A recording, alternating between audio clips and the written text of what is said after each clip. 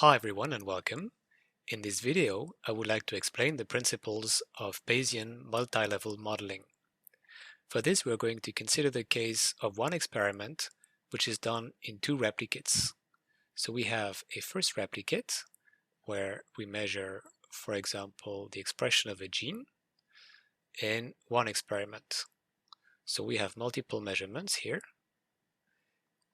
that correspond to one particular set of experiments. And we have a second replicate where we do the same experiment or the same batch of experiments and we measure the same things but at a different time typically. This is a very characteristic type of things that we do in the lab, for instance, where you would be asked to replicate your experiments to see how reproducible this is. And so let's say that here we have measured some variables that we call x1. So the entire set here will be called x1. And here we have another set that we call x2. You can think of these replicates as, for instance, measuring the expression of a gene in one particular group of cells, for instance, here, and taking the same type of cells. A little bit later, you do the same experiment where you measure the expression of the gene again. And so that would be x1 and x2. And one question that we have now is whether we are going to pool the data. So are we going to average the two experiments, yes or no? And this seems like a very simple question, but in reality this is a difficult one. It makes sense to average the values of x1 within one replicate. So that would give you the mean of x1 here within that replicate. It also makes sense to do the same in replicate 2 here. But the question is whether you're going to merge, to average replicate 1 with replicate 2. So let's say here that we have a expected average, an expected value here that we call mu1, and an expected average here that we call mu2. So we're saying that replicate 1 and replicate 2 have their own value here of the average of x1 or x2. In theory, we believe that mu1 is equal to mu2, but we know that batch effects exist because maybe a different person does the experiment or the material is not exactly in the same state. So we hope that mu1 and mu2 are approximately equal, but we know that there may be some differences in them. So the question then is, should we average them, yes or no? So if we say yes, in that case, we are implying that mu1 is equal to mu2. There is really no difference whatsoever between the first experiment and the second experiment. If we average, we're saying it's actually just one experiment. The fact that I've done experiment 2 after experiment 1 is completely irrelevant. It's just like one big experiment where everything goes together. But that also forces mu1 to be equal to mu2. If we say no, then we're saying that mu1 is different from mu2, which already allows us to take into consideration batch effects. So maybe that's a better start. But when you think about it, then you are making one inference here about mu1 in this experiment, and in the other, you're making an inference about mu2. So now you have the opposite problem, that because you have separated the two values of mu here, whatever you learn in the first replicate does not tell you anything about what you learn in the second replicate. In a sense, you're saying the opposite of the previous case, which is that these are two completely different experiments that have nothing to do one with the other. Whatever your conclusions about mu1 will be, they have no bearings on the values of mu2. So it seems that this is not exactly optimal in the sense that we like to have something in between. So let's see what happens in the first case and in the second case. We will study how the model will look like in this perspective. So remember that the model is the numerator of Bayes' formula, which says that we have here probability of x1 given mu1 here, and of course, because we're Bayesian, we're multiplying this by the probability of mu1. That here in red is the prior, and on the left in gray is the likelihood. So that here, the two terms together, their product, constitute what we call the model. It has one part, which is the prior information I have about mu, the context-dependent part, and it has a context-independent part, which is how x1 varies once I fix the value of mu. And of course, I have the same term for the second replicate. It would look like probability of x2 given mu2 and probability of mu2.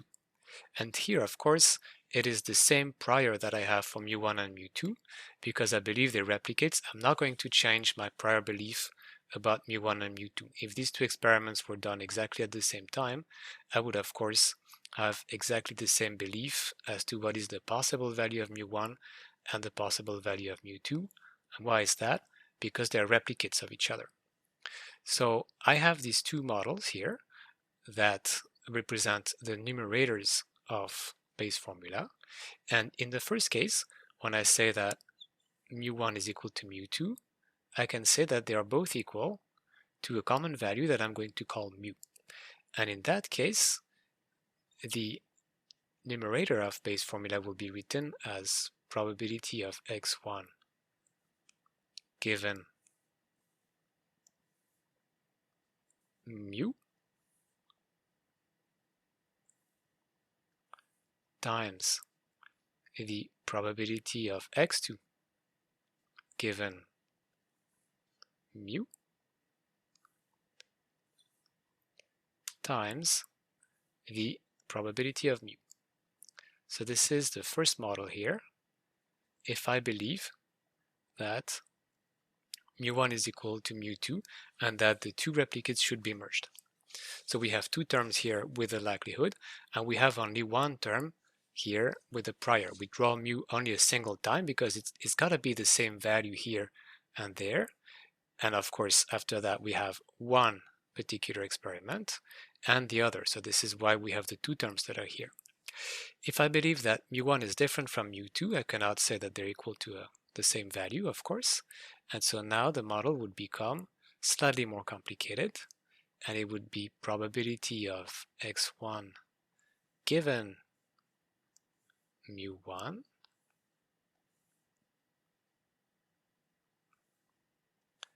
times the probability of mu1.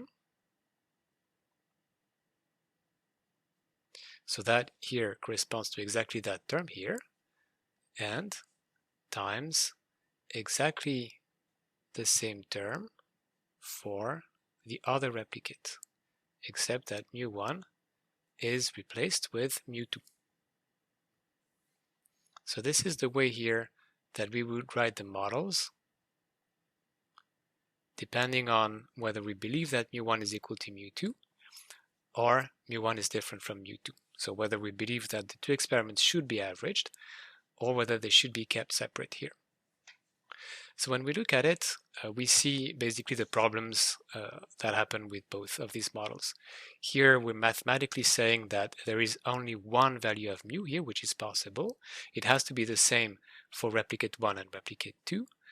And once we have taken that value of mu, then there is the evidence that we're going to gather about mu from replicate 1 and the evidence from replicate 2. In the second line, we can see that we have now two distinct models. There is a particular value of mu1 here that we have, and then we learn some evidence about it in replicate 1, and we have another value, mu2, and the evidence that we learn about this in replicate 2. But these two are distinct models. The fact that we join them together because of a multiplication is irrelevant. In reality, we're just learning everything about replicate 1, everything about replicate 2, but there's really no passage of information whatsoever between the two models. So we're really highlighting here the fact that in the first case, there's too much passage of information because the value of mu that is in one replicate totally determines the value of mu in the other replicate. It has to be the same. So there's, in a sense, too much information that transfers between the replicates. And in the second case, there's too little information because there's actually none whatsoever. We have the fact still that we have the same prior distribution here for mu1 and mu2, but whatever value one parameter is equal to does not influence the value of the other. So at that stage, it would be nice to have another solution, something that would be different from either option 1 or option 2. And this is what Bayesian multi-level modeling is about. It's about providing that third option, which will allow you to have your cake and eat it, basically. You will have exactly the possibility of consider that the two values can be different, but they will have an influence on each other. So you will say that whatever you learn about mu1 in the first replicate tells you something about the value of mu2 in the second replicate, which is good because they are replicates, so they are supposed to tell something about each other. So what is this way that would allow us to make progress on this? Think about the term probability of mu1 and the term probability of mu2. Here we have the fact that there is one distribution which is the same for mu1 and mu2. mu1 and mu2 can have different values, at least in the second model here, but they are coming from the same distribution, P. So the main idea is to say that what about we allow these distributions to be different? So not just the fact that mu is different in both cases, but that P here would also be different, that these two distributions would be slightly different, in the sense that both of them are coming from a master distribution here that would have given these two possible distributions. So what we're doing, in a sense, is to put a prior distribution over the prior distribution. So this is called here a hyper prior distribution. We're going to say that the distribution of P itself is random. So we had accepted so far that mu was random, that it was coming from the distribution P, but we're going to say now that P itself is coming from a distribution where we have a parameter alpha, which we do not know. Of course, just like mu, we do not know its value, but we say that mu here is not only random, but the distribution of mu depends on alpha. And so alpha is called a hyperparameter.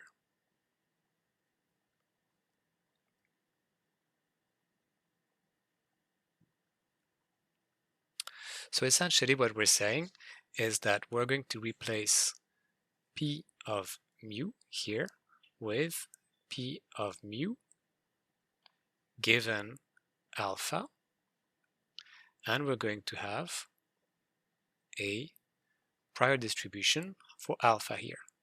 So the third option that we have, which is a multi-level model, is to say that the prior parameters here and the prior distribution itself has a prior parameter and a prior distribution, which are the hyperparameter and the hyperprior. We could say that alpha, for instance, is the global mean, the global value from which a mu1 or mu2 could be taken. And so the model is going to be written this way. We have the first terms are the same. They're going to be probability of x1 given mu1 here times the probability of mu1 given alpha. So that replaces the probability of mu1 here. Then we have the term for the second replicate, which is probability of x2 given mu2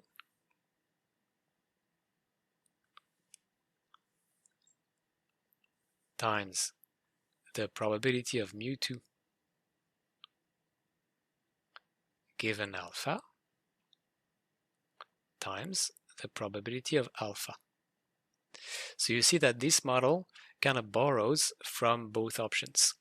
We have only one shared value of the parameter in this case here, and we have one shared value of the hyperparameter in this case here. So we're saying that we're now forcing one value to be the same, so that'd be some sort of alpha value here, which says something about both experiments, but the rest of the model are separate, just like in this case here, in the second case. And so now we're allowing some partial information transfer between the two replicates. So first of all, they're not just the product of each other, like this was before, because we have this dependency on alpha here. So this is not exactly the same as here. And on the other hand, they have different values here for mu1 and mu2, because we have drawn the two values independently here from the distribution of mu, given the parameter alpha. Another question becomes, what is the value of alpha? This value here will tell us something about the global distribution of the x1 and the x2, while allowing mu1 and mu2 to be different. We can then look at the values that we get from mu1 and from mu2 in the posterior distribution. This value can be very similar. In that case, it means that whatever we learned here about x1 in the first replicate tells us a lot about the value of mu2 here in the second replicate. And vice versa, these values can be very different. Mu1 can be very different from mu2. And so this will tell us that in that particular case, whatever we learn about mu2 in one replicate doesn't say much about the value of mu2 in the second replicate. So this technique here is sometimes referred to as partial pooling, because it really says that we're neither merging the two replicates by averaging them, nor keeping them completely separate. The value of alpha that we will estimate throughout the inference will guide us to know whether the two values mu1 and mu2 should be close or whether they should be separate. So in practice, when we do this kind of analyses, it would look that way. So we first have a parameter alpha that we sample. Remember that alpha is not known, therefore it is random. So we first sample one value of alpha. Then that particular value of alpha is used to sample two different values of mu, mu1 and mu2. Then each of these values of mu, mu1 and mu2, are used to sample x1 or x2. And this is why this is called multi-level modeling. We have multiple levels of parameters that depend on each other. And so when we go forward from the top to the bottom, we need to have obtained some values of one particular parameter in order to sample the next. And when we do the inference from the bottom to the top, where we use x1 and x2, which are the observed data, to learn something about mu1 and mu2, and then in turn about alpha, then we're making a global estimation of the parameters altogether. At that point, I would like to make a comment about big data. So it could be that each of the experiments here has got a very large amount of observed data. X1 here could be big, x2 could be big. You could have replicates with millions of data points, and so that is nice. It means that you would be able to estimate mu1 or mu2 with a lot of precision.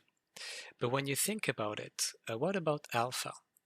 Here, alpha, and therefore mu1 and mu2, cannot be considered big data whatsoever. You have only one value of alpha, which you don't observe, and you have two values of mu1 and mu2. So this here cannot be considered big data. The top of the pyramid here in a multi-level modeling, this really cannot be said to be big, and there is no way to make it big, because as you go up the pyramid here, you must have fewer and fewer parameters to guide the parameters that are below them. So the realm of big data really is only for the bottom of the pyramid, for the observed data, for what we can actually measure in very large quantities here. And this is why Bayesian methods are usually much better adapted for multi-level modeling. Because you do not have access to big data here, then the prior information becomes quite important. Think that you have only two observations in a sense, even though you do not observe them, but let's say two parameters here, and you will have much more information about them from the context sometimes than just by the numbers that you observe. These cases occur typically when you do studies on, for example, countries or places in a country like provinces, etc. You can't increase the number of countries on the planet. The number is relatively big, but if you think, for instance, of the provinces of Canada, then the number is relatively smallish, and you will actually have no way to increase the number of provinces in Canada. What you can do, though, is to have a model here where you have, for example, one global parameter for Canada, and then some smaller samples here for the provinces, and then the observations per province here. And the prior information that you have here will actually be very important for the inference. It will guide the inference so that you will not get idiotic values here for the top parameters, for instance. So because the top of the pyramid here is always small sample, it's never big data, then having a Bayesian approach allows you to make the best of the inference, because you will use the information you have about the problem to get better estimates on the values of these hyperparameters here. So to recap, the answer whether we should merge the two samples, yes or no, does not have to have a definite answer. If we go Bayesian, we can use this method of partial pooling in order to not really have to answer that question. All we have to do is to summon a new parameter that we call the hyperparameter here, and we summon a new distribution, which is the hyperprior distribution, that will guide the inference for both mu1 and mu2. The two values will be kept separate. Mu1 here will have its own value, which is not the same as mu2, but the two will be dependent. And more interestingly, the dependence really will be learned from the data. You do not have to force any particular dependence. The two values will be very different if really the data pulls them apart, but if they are quite close, they will be actually brought together. So this is something that is very convenient in the sense that you do not have to choose. All you have to do is to think a little bit about a higher level and then summon a new parameter and a new prior distribution. That's what I wanted to share with you today. More from me soon.